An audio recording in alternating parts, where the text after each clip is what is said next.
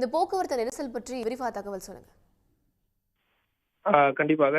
காஞ்சிபுரம் அடுத்த Sevilimedu Palar மேம்பாலத்தில் tipper lorry நேருக்கு நேர் மோதிய விபத்தில் அந்த போக்குவரத்து நெரிசலானது ஏற்பட்டிருக்கிறது. இன்று அதிகாலை காஞ்சிபுரம் அடுத்த அந்த செவிலிமேடு பாலாற்று மேம்பாலத்தில் ஒரு டிப்பர் லாரி ஒன்று ஓட்டுநர் தூக்க கலக்கத்தில் இயக்கி எதிரே வந்த மற்றொரு டிப்பர் லாரி மீது மோதியதில் பயங்கர விபத்தானது ஏற்பட்டது. இந்த விபத்தில் ஓட்டுநர் சிறு காயங்களின்றி உயிருடன் மீட்கப்பட்டார். இந்த நிலையில் அந்த ஒரு சம்பவத்தில் விபத்து நடந்த சம்பவத்தில் பாதிக்கப்பட்ட அந்த லாரியை அப்புறப்படுத்தாததால் இந்த போக்குவரத்து நெரிசலானது தொடர்ந்து ஏற்பட்டிருக்கிறது.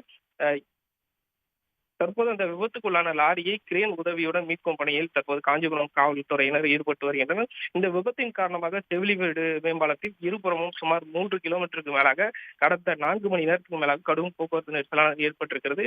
தற்போது அந்த போக்குவரத்து நெரிசலை சரி செய்யும் பணியிலும் அந்த விபத்துக்குள்ளான லாரியை மீட்கும் பணியிலும் காஞ்சிபுரம் தாலுகா போலீசார் தற்போது ஈடுபட்டு வருகின்றனர். விவரங்களுக்கு நன்றி மணிகண்டன். உடனுக்குடன் செய்திகளை தெரிந்து கொள்ள சன் நியூஸ் பெல் ஐகானை கிளிக் பண்ணுங்க.